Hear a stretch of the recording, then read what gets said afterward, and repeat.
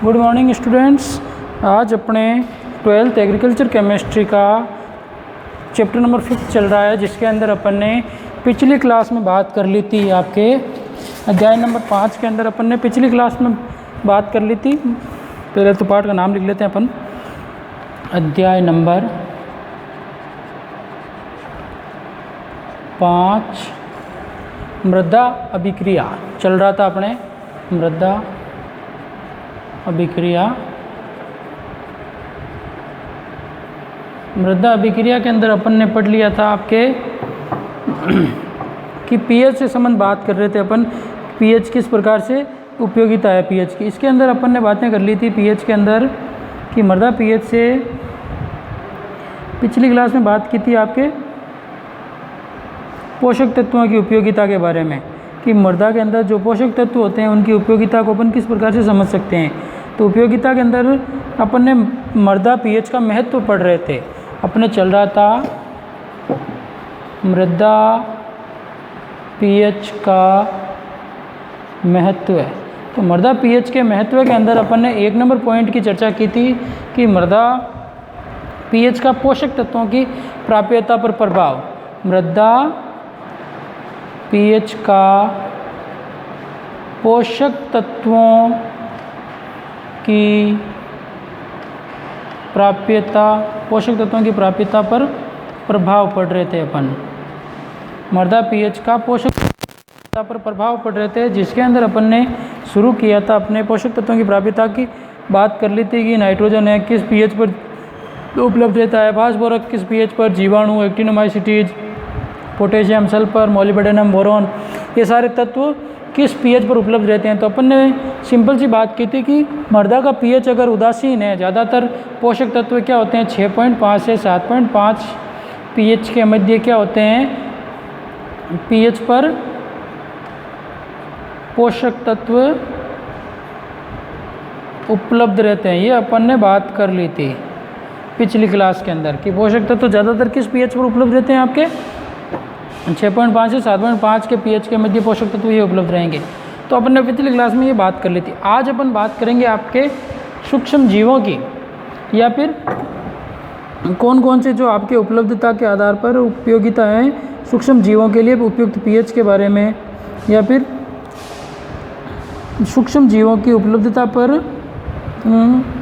मृदा पीएच का महत्व क्या है, पर क्या प्रभाव रहता है, इसके बारे में बात करेंगे। सूक्ष्म जीवों की उपलब्धता के लिए मृदा पीएच का प्रभाव, तो ये अपन पढ़ेंगे।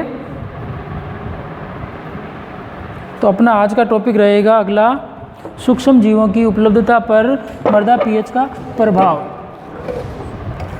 तो पिछली क्लास में ये अपन ने बात कर ही ली थी, आपने देख ही लिया कि अपन ने किस किस संदर्भ में बातें की, ठीक है ना। आज अपन इसके आगे बढ़ते हैं कि सूक्ष्म जीवों की उपलब्धता पर मृदा पीएच का प्रभाव, ठीक है। तो पहला पॉइंट तो हो गया था अपने पिछली, ये तो 1 नंबर तो पिछली क्लास में पढ़ लिया। तो आज अपन पढ़ेंगे सूक्ष्म जीवों पर नंबर 2 सूक्ष्म जीवों पर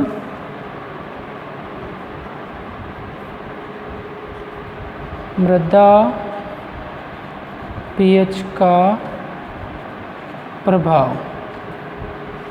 सूक्ष्म जीवों पर मृदा पीएच का प्रभाव, इसके बारे में आज अपन चर्चा करेंगे।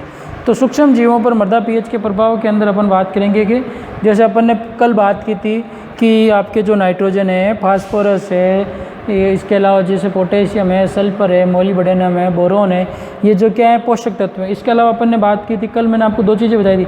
एक तो प्राथमिक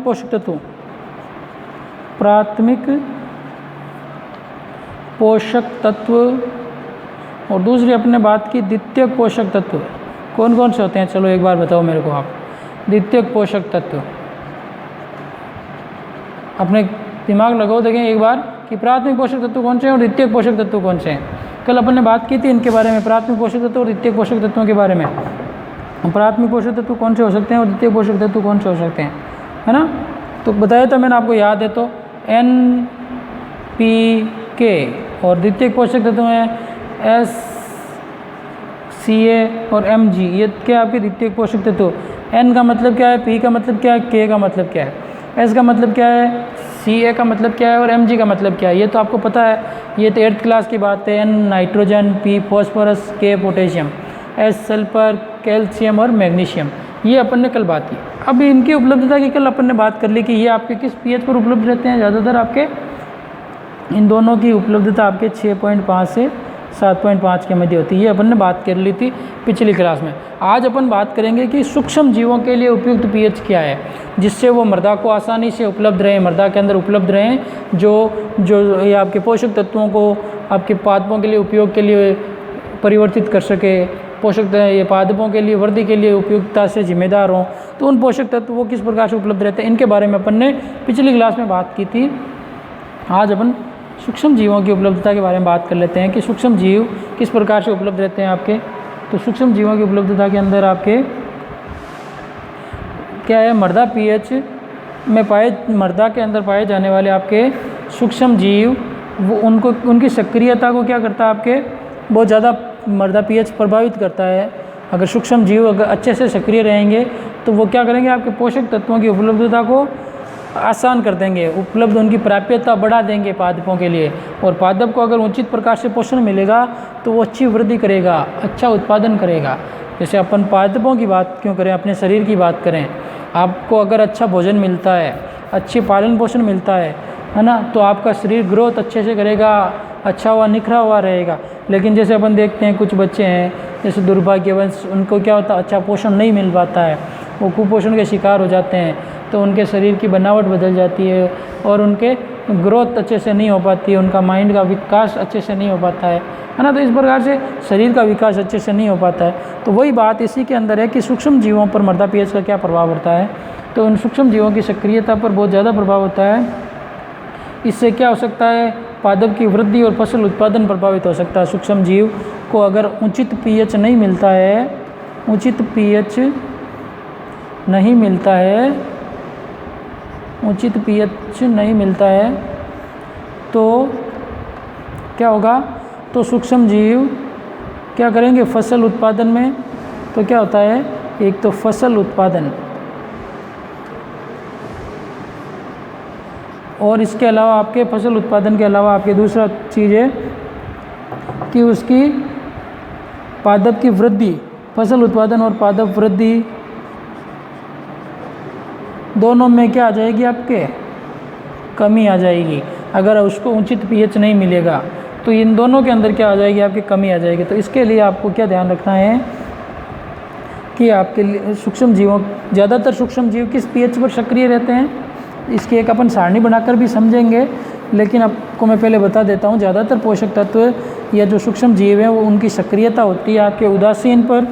उदासीन है अगर मृदा, ठीक है, अधिकांश सूक्ष्म जीव उदासीन, या फिर क्या होता है, अधिकांश जो आपके सूक्ष्म जीव हैं, अधिकांश सूक्ष्म जीव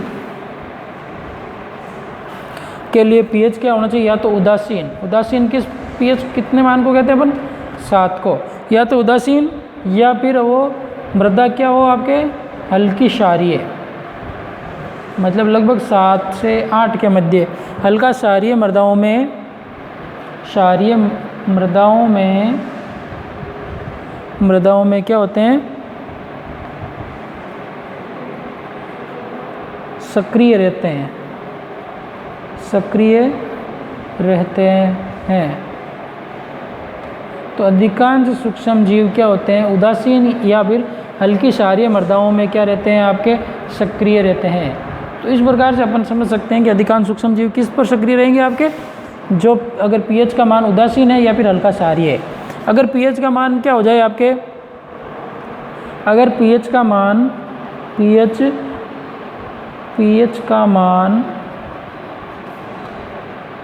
5.5 से कम हो जाए हो तो क्या हो जाएगा आपके, जैसे जीवाणु है, बैक्टीरिया है ना, जीवाणु एवं एक्टिनोमाइसीटीज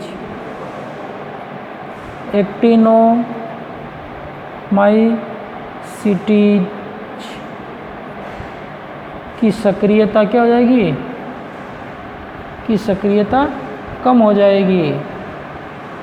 आई बात समझ में?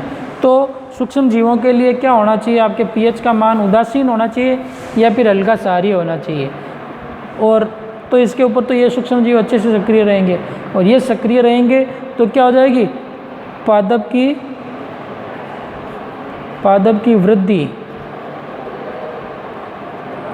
की वृद्धि अच्छी होगी तथा फसल उत्पादन क्या होगा, बढ़ेगा। पादप की वृद्धि अच्छी और फसल उत्पादन बढ़ेगा, ये दोनों क्या होंगे, अगर सूक्ष्म जीव सक्रिय हैं तो ये चीज़ें आपके अच्छे से होगी। और सूक्ष्म पीएच का मान 5.5 मतलब अम्लीय होने लग जाएगा, अम्लीय होगा तो क्या होगा, आपके अम्लीय होने से क्या हो जाएगी, सूक्ष्म जीवों की सक्रियता कम हो जाएगी। और सूक्ष्म जीव सक्रिय कम होंगे तो क्या हो जाएगी, फसल उत्पादन में कमी आ जाएगी, और इसके अलावा आपके पादप की वृद्धि में कमी आ जाएगी, पादप ग्रोथ नहीं कर पाएगा। तो ये दोनों कारक, दोनों चीज़ें हो जाएगी। तो पादप के लिए क्या होना चाहिए, मृदा का पीएच का मान कितना होना चाहिए आपके, या तो फिर आप क्या है, उदासीन रहे या फिर हल्का क्षारीय है, तो वो क्या होता है,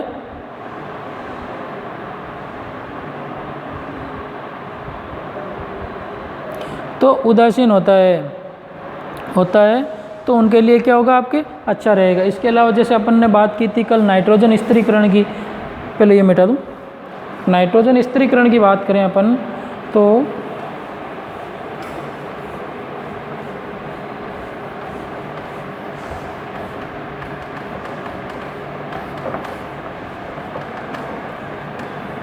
नाइट्रोजन स्थिरीकरण किस पीएच पर होता है, आपके उदासीन या फिर हल्का क्षारीय है मृदा का पीएच का मान, तो उसके ऊपर क्या होता है, आपके नाइट्रोजन की क्रियाशील स्थिरीकरण की क्रिया सहजीवी। और दोनों नाइट्रोजन स्थिरीकरण दो प्रकार से होता है, अपन ने सेकंड चैप्टर में बात की, फर्स्ट चैप्टर में बात की। नाइट्रोजन स्थिरीकरण कितने प्रकार का होता है, दो प्रकार, एक तो होता है आपके सहजीवी सिम्बायोसिस है ना, और एक होता है असहजीवी। दोनों प्रकार का नाइट्रोजन स्थिरीकरण होता है। तो दोनों प्रकार का नाइट्रोजन स्थिरीकरण करने वाले जीवाणुओं की सक्रियता किसके ऊपर होती है, नाइट्रोजन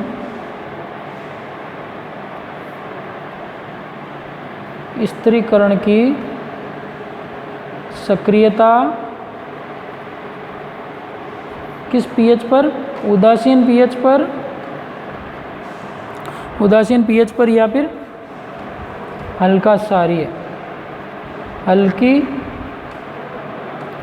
क्षारीय मृदाओं में, हल्की क्षारीय मृदाओं में क्या होगा, इनकी सक्रियता ज़्यादा रहेगी। अगर नाइट्रोजन स्थिरीकरण होगा तो नाइट्रोजन की उपलब्धता बढ़ जाएगी, और नाइट्रोजन की उपलब्धता रहेगी तो ये क्या है, आपके प्राथमिक पोषक तत्व के अंदर आता है नाइट्रोजन। और इसकी मात्रा अगर पादप को पर्याप्त रूप से मिलती है तो पादप के पत्तियों में पीलापन नहीं आता है, पादप की पत्तियां अच्छी ग्रोथ करती है, पादप अच्छा ग्रोथ करता है, फसल उत्पादन अच्छा होता है। आई बात समझ में? दूसरी बात करें, ये तो हो गई उदासीन और किस पीएच पर, हल्के क्षारीय पीएच पर ज़्यादा सक्रिय रहते हैं। दूसरी बात करें अपन फंजाई की, मतलब कवक की, तो पीएच क्या है 5.5 पर या इससे कम है तो फंजाई की संख्या में वृद्धि अधिक तीव्रता से होती है। और ये फंजाई क्या करती है, आपके जैव पदार्थों का विच्छेदन आसानी से करती है। तो एक बात तो ये हो गया पॉइंट। दूसरा है आपके कि अगर पीएच का मान क्या है, पीएच का मान 5.5 या फिर इससे कम है तो क्या होगा, आपके इससे कम है तो आपके फंजाई की संख्या में वृद्धि होती है। क्या होती है फंजाई, मतलब कवक को अपन क्या कहते हैं, फंजाई की संख्या में क्या होगी, आपके वृद्धि।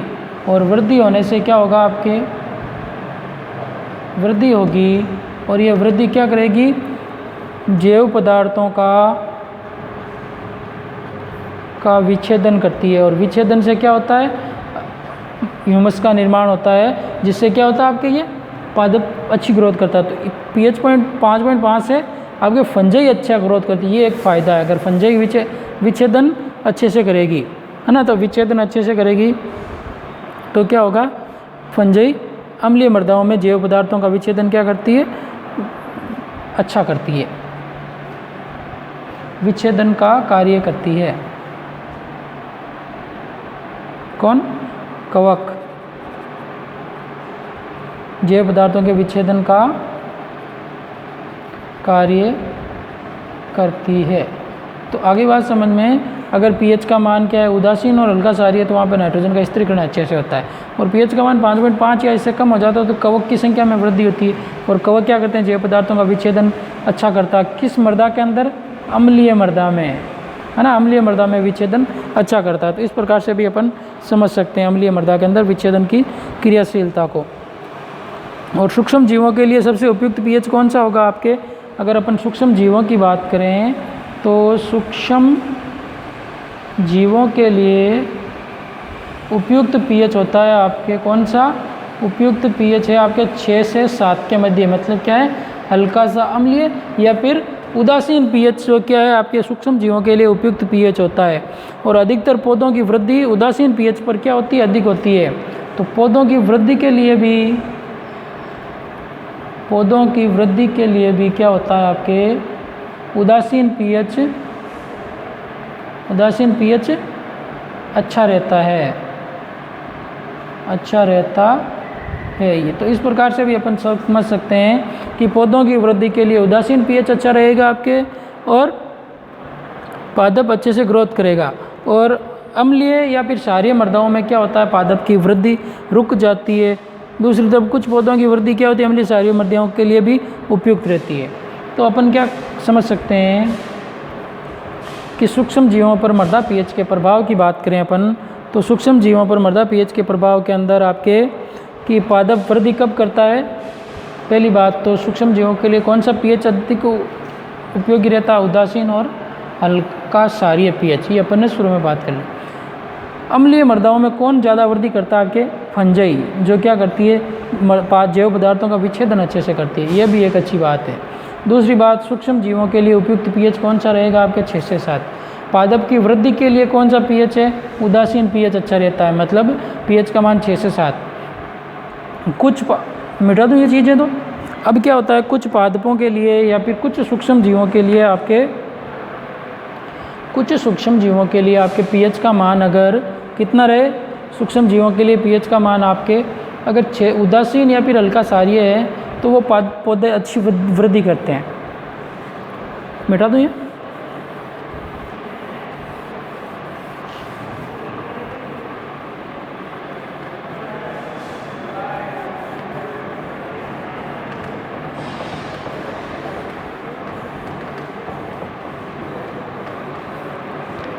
अब अपन बात करें तो ज़्यादातर तो क्या होता है आपके पादपों की वृद्धि के लिए अम्लीय एवं क्षारीय मृदा उपयुक्त नहीं रहती है।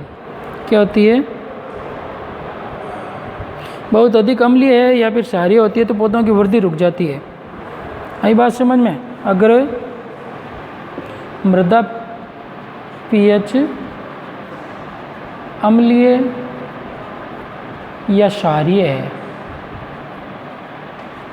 क्षारीय है, तो अगर मृदा पीएच अम्लीय या क्षारीय हो तो पौधों की वृद्धि क्या हो जाती है? आपके रुक जाती है। लेकिन क्या होता है, कुछ पादप जातियों के लिए क्या है? आपके जातियों के लिए अगर पीएच अम्लीय या क्षारीय कोई भी है, अम्लीय हो या फिर क्षारीय है, तो अम्लीय या क्षारीय अच्छा रहता। अम्लीय या क्षारीय माध्यम अच्छा रहता है। सभी के लिए समान मात्रा नहीं है। जैसे कुछ किसी के लिए अच्छी वृद्धि अगर अम्लीय माध्यम है और क्षारीय माध्यम है तो पादप की वृद्धि हो जाती है। लेकिन कुछ पादप जातियों के लिए क्या है, आपके अगर पीएच का मान अम्लीय या क्षारीय माध्यम है तो वो क्या रहेगा? आपके उनकी वृद्धि के लिए अच्छे से कार्य करेगा। आई बात समझ में? तो पादपों की वृद्धि के लिए ज़्यादातर तो क्या है? आपके उदासीन माध्यम होना चाहिए। लेकिन कुछ पादप प्रजातियाँ ऐसी भी है जिनके लिए क्या है, वृद्धि के लिए कौन सा माध्यम होना चाहिए? आपके अम्लीय माध्यम हो या फिर क्षारीय माध्यम की अभिक्रिया हो तो वो उपयुक्त रहेगी। अब इसके अंदर से क्या होता है, आपके क्वेश्चन किस प्रकार से बनता है।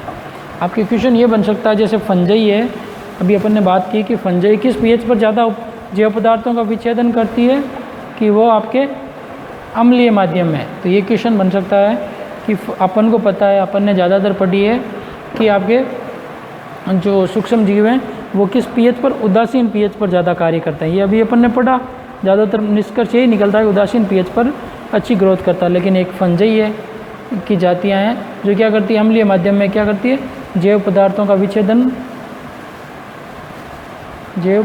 का विच्छेदन अच्छे से करता है, ग्रोथ बढ़ जाती है। तो ये भी आप अपन बात समझ सकते हैं। इस प्रकार से अब मैं आपको एक सारणी लिखवाता हूँ जिसके अंदर से पिछले साल भी क्वेश्चन आया था, 2019 में भी आया था, हाफ ईयरली में भी आया था और 20 में भी आया था। तो ये इम्पोर्टेंट क्वेश्चन बनता है कि जैसे आपको कह दिया जाए, कोई सूक्ष्म जीव का नाम पूछ लें कि ये इस सूक्ष्म जीव के लिए उपयुक्त, जैसे बैक्टीरिया के लिए उपयुक्त पीएच कौन सा रहेगा, है ना, कवक के लिए उपयुक्त पीएच कौन सा रहेगा, इसके लिए आपको कह दे प्रोटोजोआ के लिए उपयुक्त पीएच कौन सा रहेगा।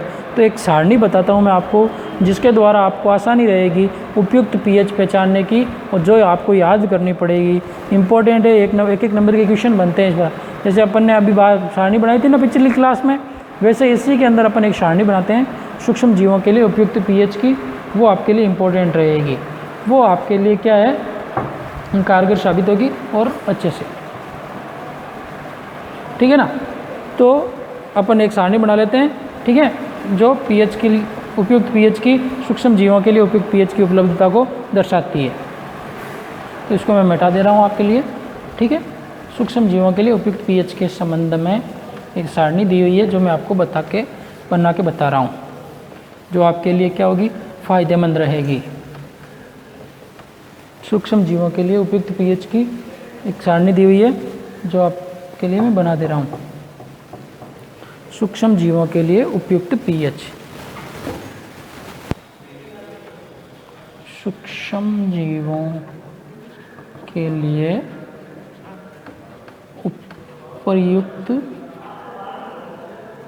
उपयुक्त पीएच, ठीक है। सूक्ष्म जीवों के लिए उपयुक्त पीएच, तो एक तरफ तो मैं सूक्ष्म जीव लिख देता हूँ, एक तरफ पीएच का परिसर लिख दे रहा हूँ, है ना। एक तरफ तो मैं लिख दे रहा हूँ आपके सूक्ष्म जीव, और दूसरी तरफ अपन लिख रहे हैं पीएच परास।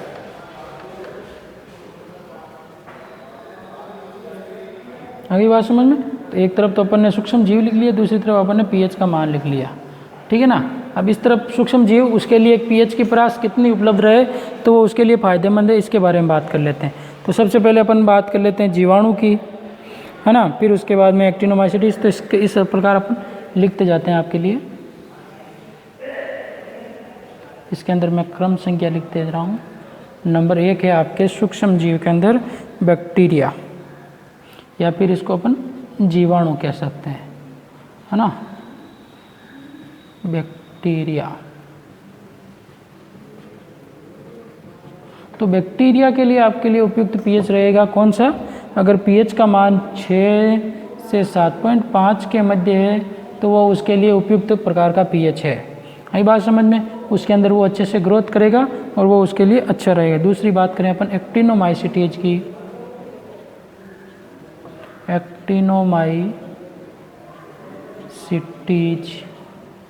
एक्टिनोमाइसीटीज की बात करें तो इसके लिए अगर पीएच की बात करें अपन, तो एक्टिनोमाइसीटीज के लिए पीएच रहेगा आपके 5.5 से 7.5 के मध्य।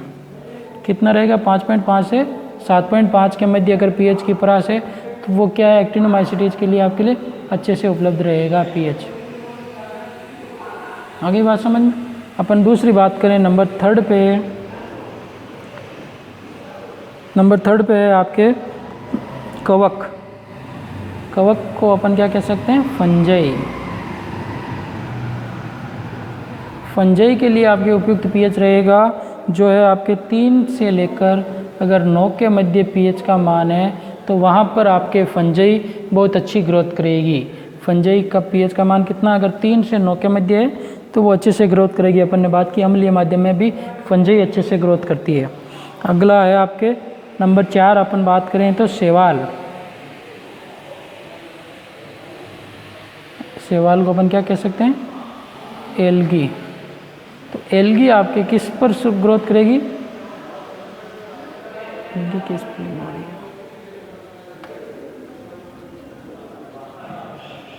एल्गी आपके ग्रोथ करेगी 5.5 से 7.5 के मध्य अगर पीएच का मान है तो वो अच्छे से ग्रोथ करेगी। अगर पीएच का मान 5.5 से 7.5 के बीच में है तो वो शैवाल अच्छे से ग्रोथ करेगी। अगला है आपके नंबर 5, बात करें अपन एजोटोबैक्टर की। एजोटोबैक्टर की बात करें अपन तो एजोटोबैक्टर आपके उपलब्ध रहेगा किस पीएच पर, 6 से लेकर 7.5 के मध्य अगर पीएच का मान है तो वो आपके अच्छे से उपलब्ध रहेगा एजोटोबैक्टर जीवाणु। ये क्या काम करता है आपके, नाइट्रोजन स्थिरीकरण के रूप में, नाइट्रोसोमोनास, नाइट्रोजन चक्र में आपको याद है नाम पढ़े थे एजोटोबैक्टर और नाइट्रोसोमोनास, नाइट्रोबैक्टर। ये क्या करते हैं आपके राइजोम की जड़ों में पाए जाने वाले, ये चने की जड़ों के अंदर नाइट्रोजन के स्थिरीकारक के रूप में काम आते हैं। नंबर 6 अपन बात करें तो नंबर 6 के अंदर आपके है ब्लू ग्रीन एल्गी या फिर नीली हरी शैवाल, नीली हरी शैवाल, ब्लू ग्रीन एल्गी। ये किस पीएच पर उपलब्ध रहेगी आपके ब्लू ग्रीन एल्गी, नीली हरी शैवाल। ये आपके इसका भी पीएच सेम यही 6 से लेकर 7.5 के मध्य अगर पीएच का मान है तो ये अच्छे से उपलब्ध रहेगी। यही बात समझ में। अगर अपन नंबर 7 बात करें तो 7 नंबर के अंदर आपके है क्लोस्ट्रीडियम।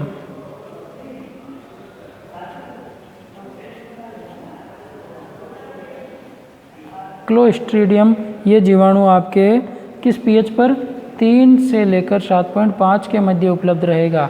क्लोस्ट्रीडियम 3 से अगर 7 के मध्य पीएच का मान है तो वहाँ पर वो अच्छे से उपलब्ध रहेगा। अगला है नंबर 8 की बात करें अपन तो विजेरिंगिया।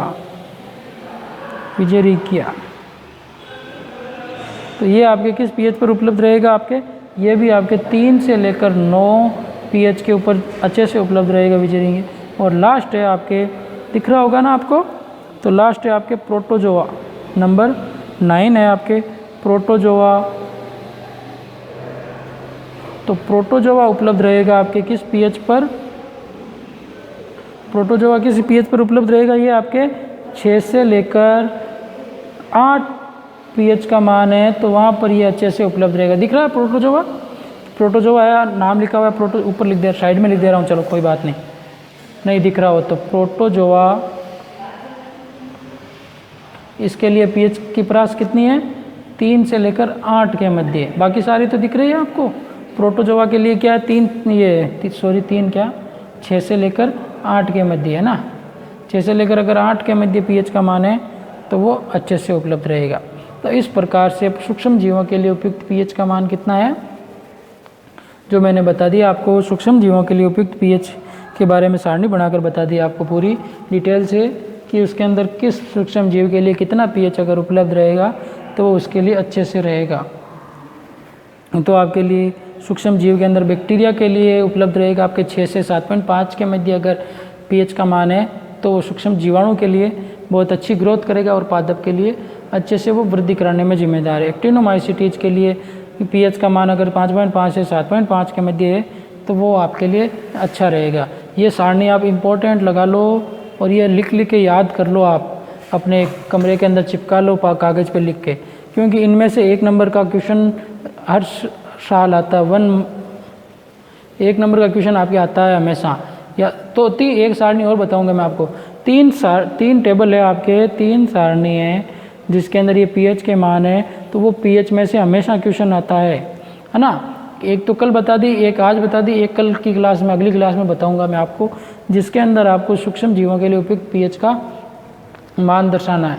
तो वो आपके लिए अच्छे से रहेगा और ये आप याद कर लोगे तो हर साल क्वेश्चन आता है। पिछले साल का उठा के देख लो, उससे पिछले साल का उठा कर देख लो आप, हर साल क्वेश्चन बनता है इसमें से।